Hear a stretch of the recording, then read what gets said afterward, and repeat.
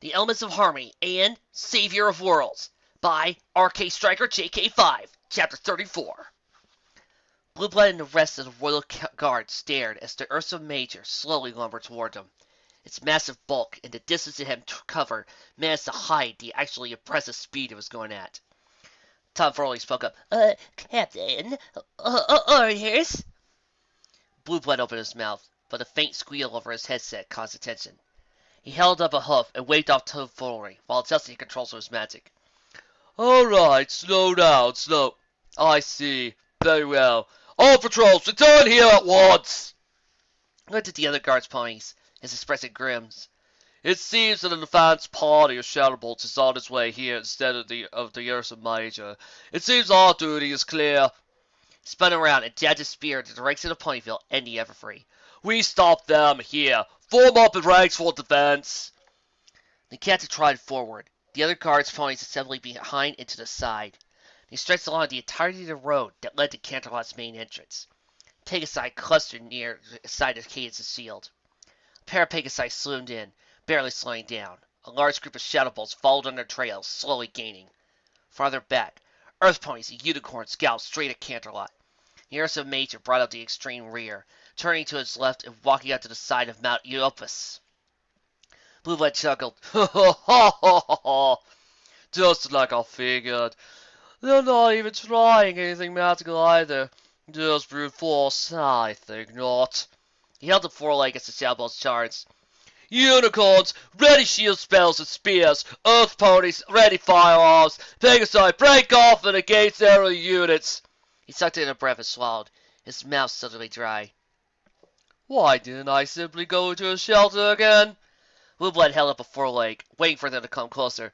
Steady, steady. This is your moment, Royal Guard. Now, fire! The unicorn's horns lit up, firing off bolts of high-intensity magic at the Shadowbolts. Shields also sprang up, deflecting return fire from the Shadowbolts' own unicorns. The sharp crack of bullets split the air.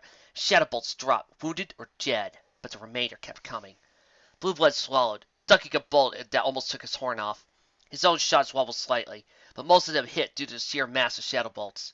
Unicorn's shield glowed white from the Shadowbolts' attacks, their creators winning and nickering for the strain of maintaining them.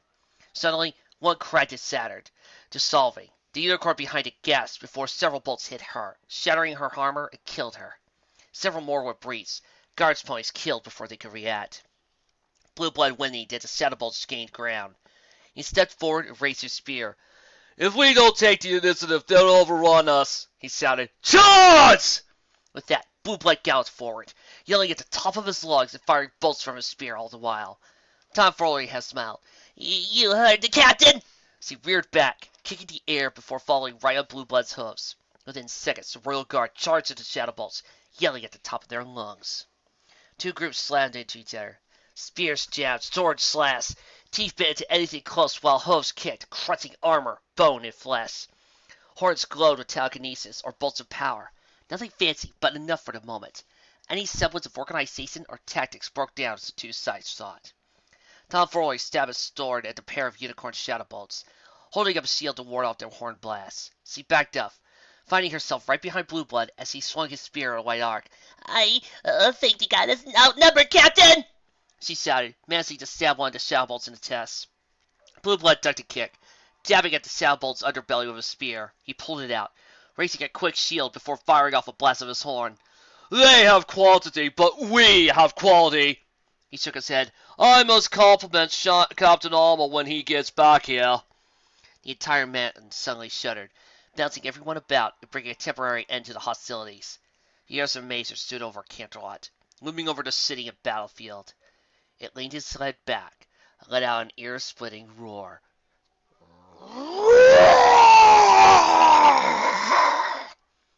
Blue Blood temporarily exchanged a glance.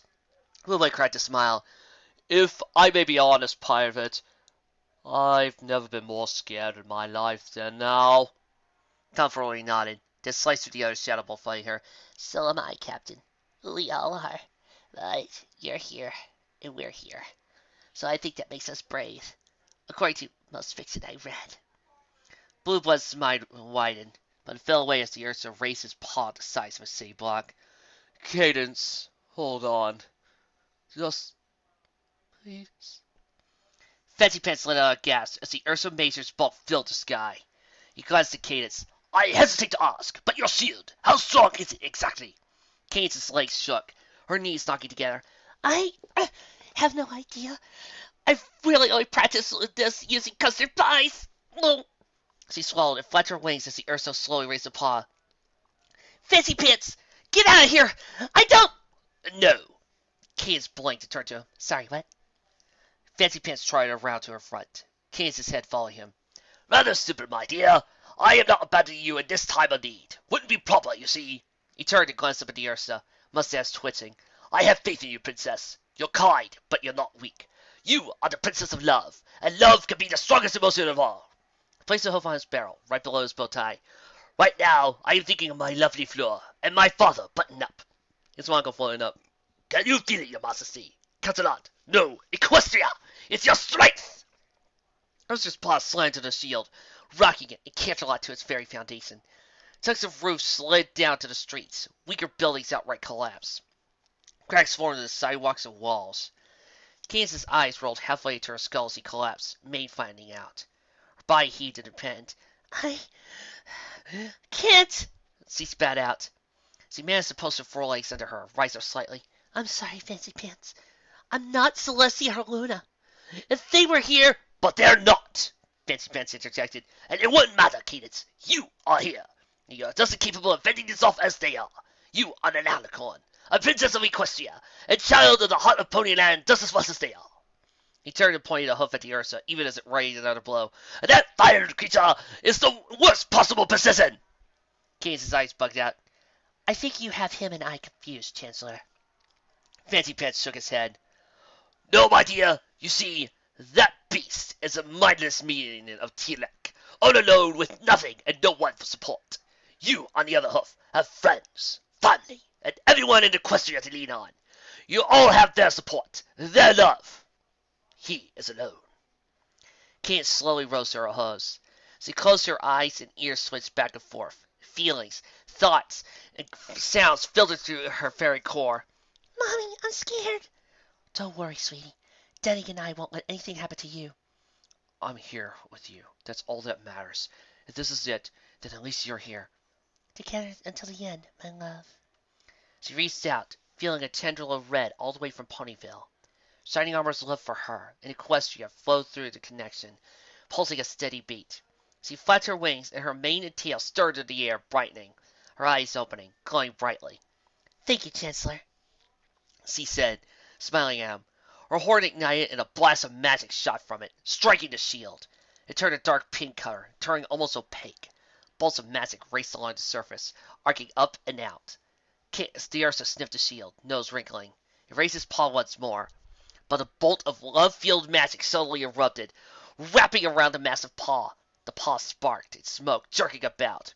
The Ursa roared, tried to pull it away, but the tendril held fast. The mark on the Ursa's forehead glowed.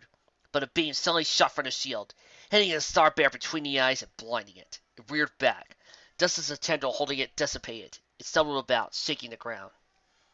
Fancy Pants chuckled and stopped the floor at applause. Good show, Cadence! Jolly good show indeed! Cadence panted, legs trembling. I don't think I could have done it without your help, Chancellor. Thank you, she said, smiling. But I'm not so sure I can keep it up indefinitely. Fortunately, I won't have to. Fancy Pants furrowed as he scratched his chin. What do you mean?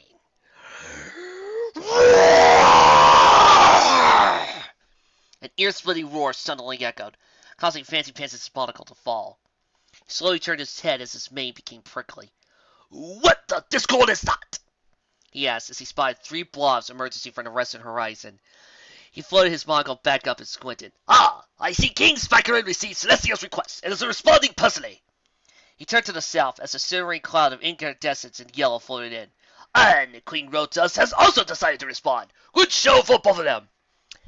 I would just like to say, during that whole entire moment with Cadence being awesome, I was playing Cadence's image song the entire time. Cadence's ballad. It was just awesome. And now I'm playing Riders in the Sky. I hope you guys are too. Cage chuckled. Great. We'll get out the tea and daisy sandwiches for them when after we defeat T-Rex. So he hunkered down as the Ursa steadied itself and roared. Hold on! Spikerin, Meilong, and Jorman dove down as they approached Canterlot Province in the Everfree Forest.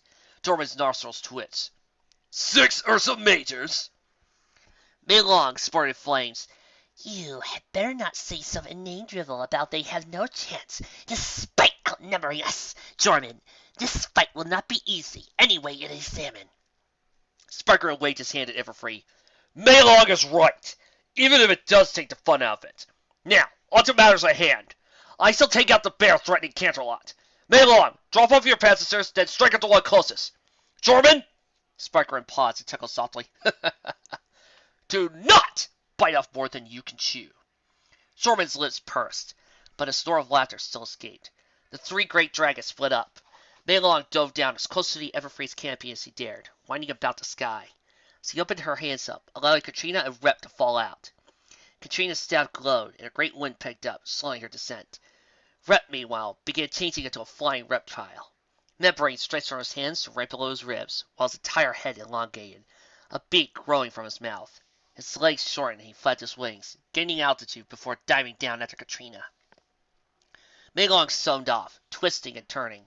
One of the Ursas stepped forward, ripping down 1,000-year-old trees with every step.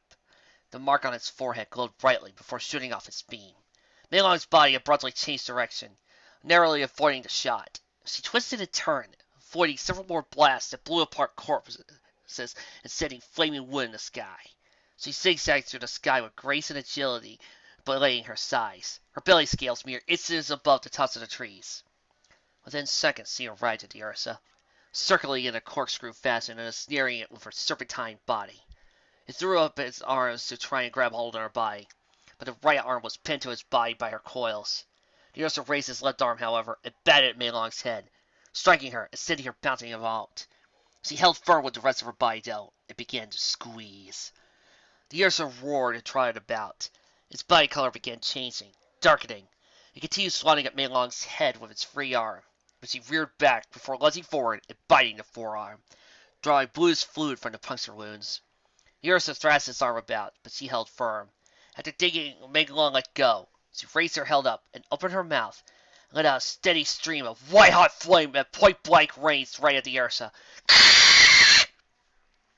The flame enveloped the Ursa's head in a torrent, sounded like 1,000 blast furnaces, all igniting at once. The Ursa's roars of anger changed to cries of pain. Its left arm randomly thrashed about, grabbing at Meilong's neck, but she fell fast. The Ursa's movement slowed, and its cries died down. After a few minutes of fire breath, Meilong stopped, leaving a charged and blackened lump where the head once was. She wrapped her body from it and flew off, leaving the carcass to totter a bit before fading and dissolving.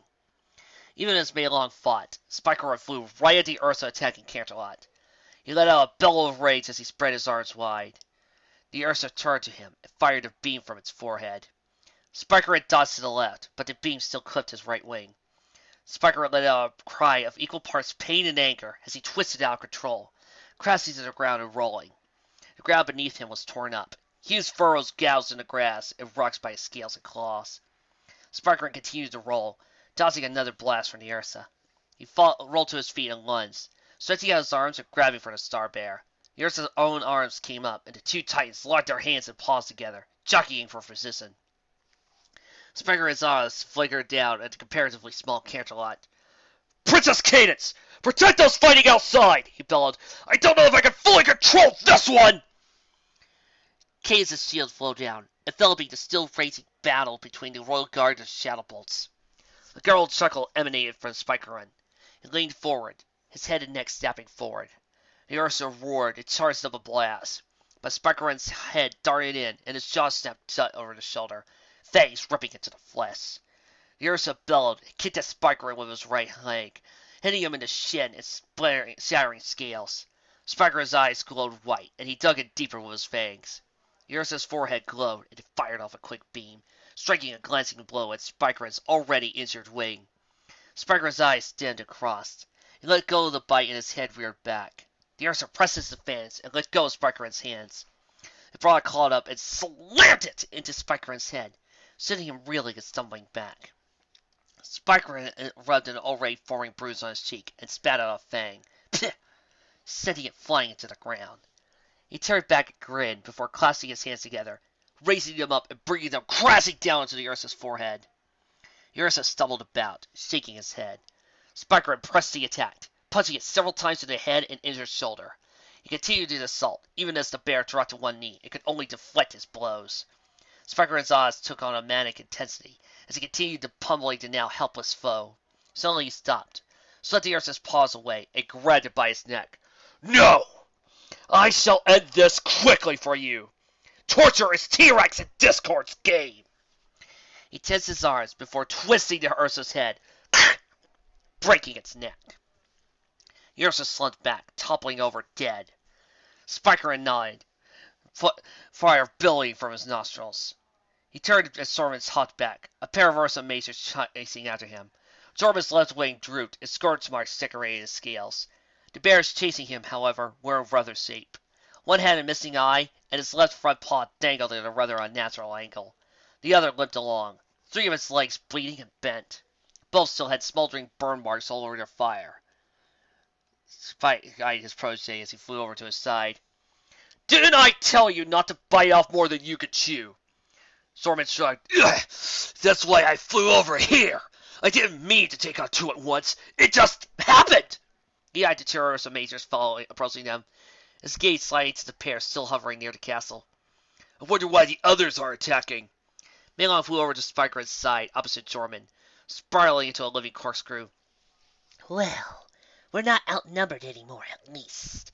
I suspect those 2 are guarding T-Rex himself, although I doubt they'll be doing anything ever again in a few minutes," she said, waving at the swarm of flare ponies and bumbles almost at the Everfree itself. She focused once more on the 2 bears almost on top of them. "Shall we? Zorman must still prove himself, after all." Zorman growled before launching himself at the nearest Ursa, smashing into it and knocking it down. Spikerun and Mei Long exchanged a glance and smile before advancing on the other Ursa, their eyes gleaming and claws twitching. Rose dust flew through the air, surveying the battle over the Everfree. She looked at the 2 Ursa majors while still guarding the castle before turning to Sting, leader of the humanoid insects known as the Swarm that lived with the flare ponies. "Sting, aid the Everfree in their fight against the Shadowbolts." Sting nodded. He raised the stinger in his hand and sliced it down, signaling the others to follow him to the still raging battles between the equestrian air fleet and Shadowbolts. They attacked the Shadowbolts with their rapier-like stingers, and they threw great globs of honey at them, trapping them and rendering helpless. Morning Glory, Sparkling Dawn, and Blazing Day flew up to Rosie Dust's side. Morning Glory sandwiched between husband and son. She turned to Rose Dust. "What about us?" Rose Dust waved a hoof at the Awesomenesss. "I wager a sunstone those 2 are guarding T-Rex. I think a massive utter flutter can take out at least one of them." She turned to Morning Glory. Her expression changed to one of concern. "Are you sure you are up for this?" Morning Glory wavered for a moment before nodding. "Megan helped my family, and I have to help her rescue." She glanced to her left and right. "And I have help in case I falter," she said, without Sparkling Dawn. Blazing Day kicked and bucked in midair. "All right! I'm so glad I can help out this time!" he said. Finally, he glanced at the Awesomenesss and stopped, eyes widening in shock. Sparkling Dawn reached over Morning Glory and patted his son on the shoulder, jostling him a bit. "Don't worry, son. You'll be fine down there." Blazing Day's jaw dropped and his wings slowed down. "Down there? You mean we're flying down there?" Rose Dust rolled her eyes. "Flare ponies! Right at yourselves!" she shouted, amplifying her voice so all could hear. The cross of her wings beat against the air, going slightly along with her crown and mane. The other flare ponies followed suit as they flew across the Everfree, their wind tossing aside any shadow bolt in their path. After a few minutes, they reached one of the Awesomenesss still guarding the castle. The flare ponies separated, surrounding the great star bear. The Ursa roared, "Roar!" batting at them, but missing the targets as he buzzed around. His forehead began to glow, but the light from the flare ponies brightened to blinding intensity, forcing his paw way up to his eyes. Bright beams of light shot out from the bright aura their wings serrated, shooting from pony to pony. Rose Dust raised her forelegs. "Utter fire!" she cried out. Within seconds, a great web of magic surrounded and encased the Ursa. The light intensified, blinding the Ursa out. Combat halted for a few moments on the ground. In the sky, its light and magic distracted even the shadow bolts. Then it faded. The Ursa was gone. Chapter 35. Shadow bolts ran through the Everfree, compelled by T-Rex to hunt and kill. Several of them gathered around Katrina, standing in the open area where Mei Long had dropped her and Rep off. She held up a paw and blew on her claws. You know, I tell you not to leave a poor old lady alone. You're little more than empty constructs, lying extensions of T-Rex will. The shadow bolts paced around her, snarling. The unicorn suddenly fired a bolt of magic at her, but she simply raised a paw and deflected it right back. Hush! I'm talking, she said, baring sharpened teeth. Now, where was I? Ah, yes, I nearly had a hairball when old Spiker had told me Megan had returned. I never really got a chance to thank her for helping your Rep and I was working up my courage, but this, I would almost thank T-Rex for this. Katrina's yellow eyes narrowed as two more unicorns fired at her. She chided, deflecting their magic as effortlessly as before. I may have lost a life or two, but I haven't lived this long without making sure my claws are sharp. I don't always land on my feet these days. She tapped her staff against the dirt, and bolts of lightning suddenly shot from the top, shooting out and wrapping around those surrounding her. The shadow bolts jerked, and danced as the lightning bolts crawled along their limbs, dropping dead. Katrina regarded her twitching and smoking bodies. But with the tricks I've learned, I don't even have to jump anymore. A Rep suddenly charged through the gap in the trees, his form that of a bull. He trampled over a pair of earth ponies before tossing another unicorn into the tree. He snorted and pawed the ground. You okay, Katrina? He asked. Katrina chuckled and waved her old friend off. I'm fine, thank you. Her expression darkened as she spotted movement in the bushes. But while we have quality, T-Rex has quantity. This will be a long fight indeed. Rep shrank down, changing back into his normal long-beaked humanoid form. He smacked his hands together. Ugh, let me at them. The shadowbolts won't stand a chance. Katrina patted her oldest friend on the shoulder. We must still be careful, though. She pointed her staff at a copse of trees and shot a bolt of lightning at it, shattering several trunks and incinerating leaves. Reveal yourself. The blob of bush lilies rolled from the burning wood. Hey, oh no, it's Katrina! This is bad! No, it's not bad. Katrina's bad, right? Right, she's bad. She's on our side. She says she was sorry, right? It rolled up to Katrina. Rep. You're better, right? Katrina bowed her head to the blob. I try to be bush lilies. No more witchweed for me. Rep blocked the bush lilies over, noticing the dark red stains on her armor, shores of steel. He let out a slow whistle and shook his head. Man, living with the princess ponies sure turned the youth up. Katrina's ears twitched. More shadow bolts are coming, she said, her claws digging grooves into her staff. She tapped it on the ground as shadows began moving. I forgot that quantity has a quality all its own. She looked at the others. Ready? Red transformed, this time into a rhino. The bush lilies whirled forward, crushing a wayward shadow ball in their wake. Katrina bared her fangs as the top of her staff glowed once more. Ready. Megan inched her way down a spiral staircase. One piece Megan holstered, and the other gripped by two sleigh hands.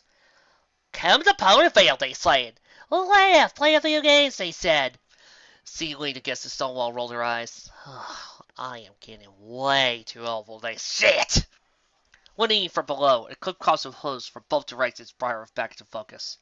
She kept moving down the stairs, pausing as the sounds of hooves on stone grew louder. She raised her pistol, held her breath, and waited for three shadow bolts to emerge from and around the bend of the stairwell. Megan aimed and fired, shooting the shadow bolt twice and kicking into muscle. The shadow bolt's body tumbled back, striking the other two and sending all three rolling down the stairs. The unmistakable sounds of breaking bones could be heard as they fell, landing in a lifeless heap farther down. Megan picked up her pace, sprinting down 2 steps at a time, staying ahead of the ones above her. She stopped at a landing and ran off down a hallway, 4 shadow bolts above her. She spotted an open door at the end of the hallway and sprinted for it, entered the room and slamming the door shut behind her. Megan spotted a thick beam of wood next to the door, then a pair of metal holders on the door itself. She knelt down and grabbed the beam. Her eyes crossed slightly, and she grunted as she picked it up and awkwardly waved it about. Finally, she managed to place it against the door and lower it onto the holders. She dropped to one knee, panting from more than just exhaustion. The door suddenly shook, splinters of dirt falling for it. Megan glanced as it continued to shake on its hinges. She slowly stood up and looked around, quickly spotting a broken window down dresser against the wall. Megan walked over it, testing her strength against its weight, before pulling out the drawers. She began shuffling it over to the door, even as the door buckled and exploded from the Shadowbolt's kicks. Megan pulled out her pistol and shot through the hole in the door, hitting one of the Shadowbolts. She then began moving the dresser in front of the door and replaced the drawers. The dresser rocked slightly, but held firm against the front of the door. For a moment, Megan rested before doing a more thorough examination of the room she was trapped in. A large window with tattered drapes was opposite her, in the door, and a suit of human-style armor with a sword and shield leaned up against the left wall. Megan walked over to the window and leaned out. She looking down and counting the windows from between where she was and the ground below. "I'm on the 3rd floor," she said, rubbing her chin. She stepped back and looked around the room, eyes quickly falling on the drapes. Within a few minutes, the drapes were down, and Megan began twisting them up, tying them together. By now, there were several chunks kicked or blasted out the door. She paid it little mind as she dragged a heavy table over and tied one at the end of the drapes to a leg. She tugged on it before tossing the rest out the window, letting it fall where the end swung a few feet above the ground. Megan reloaded her pistols and grabbed a shield, strapping it over her shoulder. She sucked in a breath. "Well, they proved this worked on television," she said to herself, checking her fingerless gloves before grabbing the rope.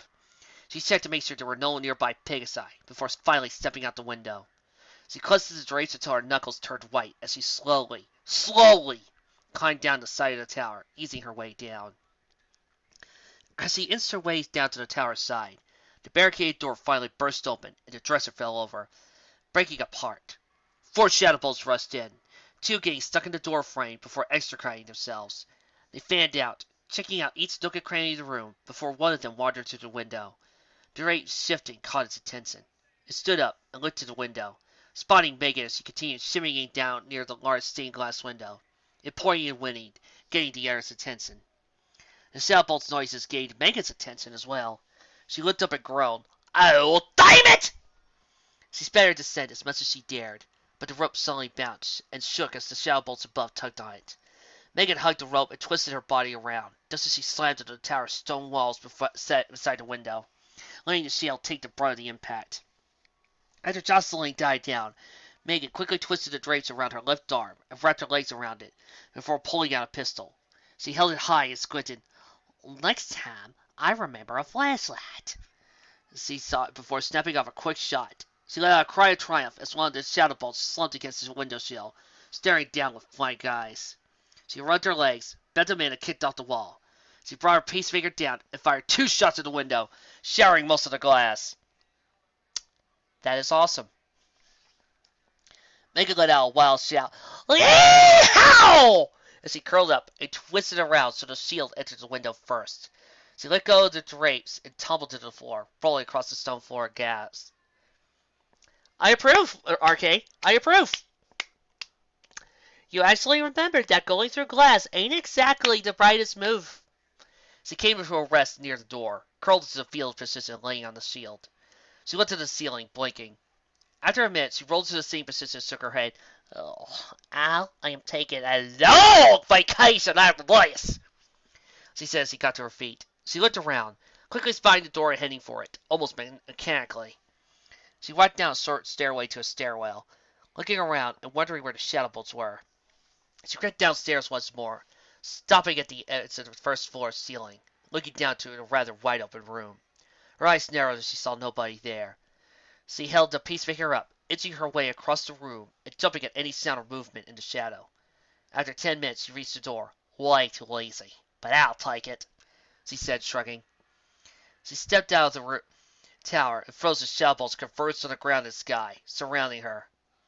Megan looked from side to side before finally pulling out her peacemaker and pulling back on her hammer. "You might catch me again, but I'll be damned if I make it easy for you," she sighed before firing. That is awesome. Twilight's breath hits in her farting lungs as she and the others scowled full tilt to the Everfree. Celestia and Mike led the way. Mike hunkered down close to Celestia's crest and fired his rifle at anything that moved, blowing apart shadow bolts. Celestia's horn shot beams of light that sliced through the air at anything that approached. Twilight and the other elements of harmony trailed close behind, Fluttershy in the middle and her head down. Applejack and Rarity flanked her, while Rainbow Dash flew above. Luna and Pinkie brought out the rear, making sure no shadow bolts attacked from behind. A pair of ponies charged from the side, but Applejack slowed down, kicking one in the muscle and lassoing the other, sending it swinging into a tree. Alright, psych! I know I'm not one to talk about thoroughness, but you think I got the height? Shadows streamed from Luna, enveloping more shadow bolts. When the shadows retreated, the shadow bolts were gone. They have no mind or will other than what their creator gives them, Applejack. And the entirety of their being is focused on killing. Fireside breath hits in her throat. Oh, how awful of him to do that. Her eyes narrowed. That big, horrible me. Rainbow Dash lowered over her oldest friend. Okay, she's angry. She suddenly flew up as a pair of shadow bolts swooped in from opposite directions, colliding and knocking each other's senses. As Sensei Iron Butterfly once said, turn your enemy's strengths into their weaknesses. Rarity looked around. Is it my imagination, or is this forest even darker than the last time we were in it? Pinkie Pie bounced up alongside her. Well, last time we also had the problem of eternal night. But unlike when we had a grumpy Princess Luna, this time we got the Lord of Darkness T-Rex himself. Twilight's head shot up. Princess! Princess! Stephen Magnet's river's coming up! Celestia's head bobbed up and down as he galloped. I know, Twilight. Her front hooves slammed into the ground. Chains of lightning shooting from them and arcing ahead. As they approached Stevens River, chains hit the water's edge and crawled on the wire. A large rock bridge suddenly emerged, parting the river and allowing everyone to cross. That is awesome. Twilight looked back at the bridge as it fell back into the river. Okay. Nice! They continued on, the castle of Royal Pony Sisters coming to view.